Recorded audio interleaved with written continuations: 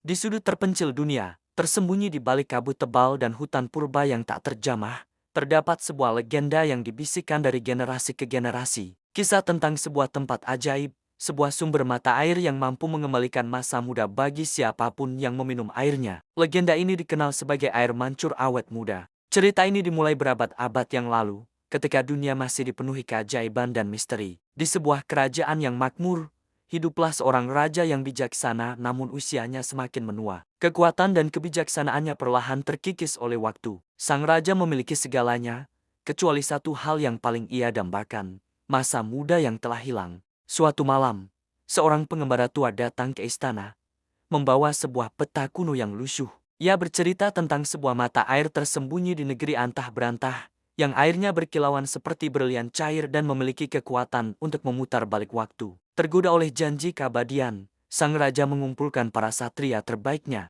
Ia memerintahkan seorang pangeran muda yang gagah berani, bernama Arion, untuk memimpin ekspedisi berbahaya ini. Arion, yang setia pada rajanya, menerima tugas itu dengan penuh hormat, meskipun hatinya ragu akan kebenaran legenda tersebut. Bersama pasukannya, ia memulai perjalanan melintasi lautan luas, menembus gurun pasir yang ganas, dan mendaki puncak gunung bersalju yang menusuk langit.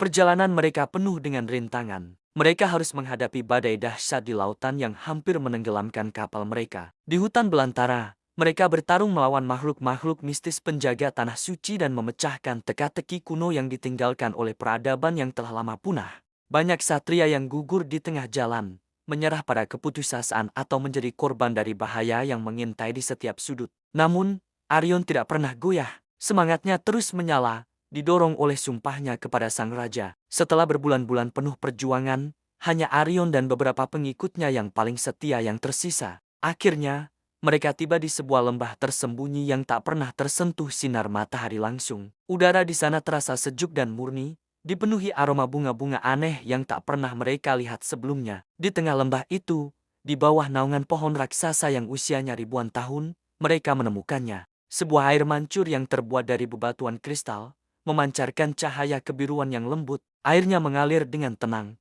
berkilauan seolah-olah ditaburi serpihan bintang. Arion mendekati air mancur itu dengan hati-hati. Keindahannya begitu memukau, melampaui apapun yang pernah ia bayangkan. Ia mengisi sebuah guci berukir emas dengan air ajaib itu. Namun, saat ia hendak meminumnya sendiri untuk merasakan kekuatannya, sesosok penjaga muncul dari balik pohon raksasa. Ia bukanlah makhluk buas, melainkan seorang wanita dengan aura kebijaksanaan yang mendalam, roh penjaga mata air itu. Sang penjaga berkata dengan suara yang lembut namun tegas, "Wahai manusia, kau telah menempuh perjalanan jauh dan menunjukkan keberanian yang luar biasa. Namun, kau harus tahu, keabadian bukanlah hadiah, melainkan sebuah beban. Hidup abadi berarti menyaksikan semua yang kau cintai layu dan sirna, sementara kau tetap ada, sendirian dalam kesepian yang tak berujung." Kata-kata sang penjaga meresap ke dalam hati Arion. Ia memikirkan keluarganya, teman-temannya, dan kerajaannya. Ia menyadari bahwa keindahan hidup justru terletak pada sifatnya yang fana.